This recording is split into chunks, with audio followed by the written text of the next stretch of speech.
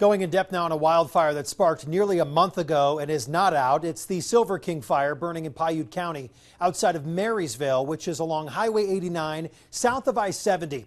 The Silver King fire will likely not be considered out until we experience significant rain or even some early season snow in the area. However, that idea of moisture over the fire area has members of the Marysvale community concerned about flooding, something they addressed in a special town meeting last night. This fire was sparked by lightning and was first reported back on July 5th. How would you describe the last month or so for members of your community? I guess if I could use a nice word, chaotic would be suspenseful. We just weren't exactly sure, where this was going to go, from where the fire started to where it's ended up, and then the aftermath of all of that. What have been the general concerns from the members of your community as of late?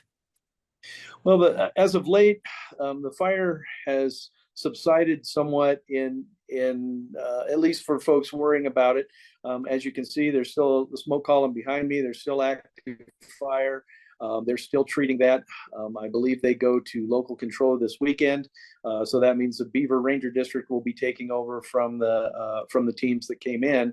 So the fire has somewhat subsided, but there's still a lot of consternation about that as well. We get these, and we have a red flag warning today. We get these storms that come up, the wind starts whipping around, the smoke columns start coming up, and there's still some worry. I mean, there's still a monster up there. It may be asleep, but it's still there. So that's been concern, but our major concern and probably the worst thing would be flooding concerns. And we've been working with the Army Corps of Engineers. We spent all weekend with them last weekend. They were here on an emergency basis, taking data. We've been working with the Bear team. Their report is not quite finished yet, but we do have some preliminary data from the Army Corps of Engineers. They've done some flood maps, those types of things. And it doesn't look good. If we take a severe rain event, and they're talking about half an inch for a half an hour type rain event, it could be really bad. We're looking at a lot of debris flows coming down three major watersheds that we have. We've got the Bullion Creek or Pine Creek, we've got Beaver, and we've also got Deer Creek, which is a little bit to the north of us. So that's a huge concern. We had a community meeting. We've been putting out a lot of paperwork.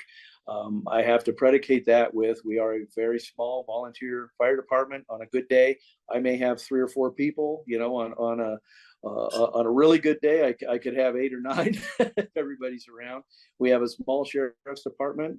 We have a small search and rescue. So as far as our pool of first responders here locally, there's not a lot. So we're trying to communicate the dangers to folks. I don't want people panicked. I don't want them scared, but I want them to understand the very real danger that could occur. So we are preparing for that. We are on a on-call basis with the National Weather Service and the folks from the fire team. They will give us a 4-hour window of if they think something impending and a rain event that could trigger a mudslide or something along those lines, or debris flow. At that point, we have a Code Red app, and then we have our phone trees and those types of things, so we can get the word out. We have a evacuation siren, that type of thing, to let people know that it's coming and that it's time to go.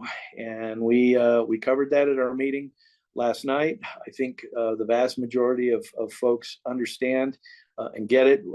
Flooding is nothing new to Marysvale and this part of the state, but at the same time, we've never had a burn scar like this. We've never had this kind of damage. And all you have to do is take a look at Rio Doso, New Mexico, to see what we're in for if the right kind of rain hits us in the wrong spot.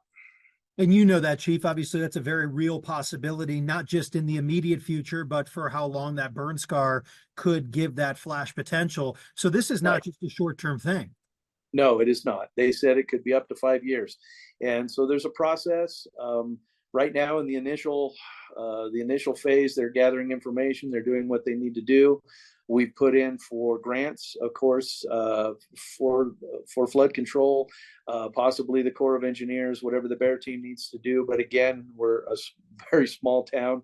We don't have a lot of money. I have no idea how we'll even come up with the matching funds, but at this point, we have to do what we have to do, and we've got to get some of these things done. But it's a long process, and we have to wait for them to do their studies. Then they have to come in, they do their contractors, they do all the different types of things that they're going to do. And that, again, is a multi-year process. How do you describe how your community's handled this over the last month or so, and what do you expect from them in the future? I think the community has been absolutely outstanding. I could not ask for more. People understand what's happening. They get it. They're helping in their own ways. We had a sandbag filling day Saturday, and we had 12,000 sandbags filled. We had people filling them. We had people loading them up in their trucks. We had them taking to folks' house, helping people stack bags that couldn't do it themselves. We've got folks looking after folks. Again, being a small department, I kind of made a joke last night at the meeting, but there's some truth to it. The state isn't going to issue everybody with a personal National Guardsman. You have to take this very seriously yourself. You have to be able to self-evacuate in some cases. You have to know your property, and you have to know how it reacts during a flood, and then understand that this could be 7 to 10 times worse than anything that they've experienced before.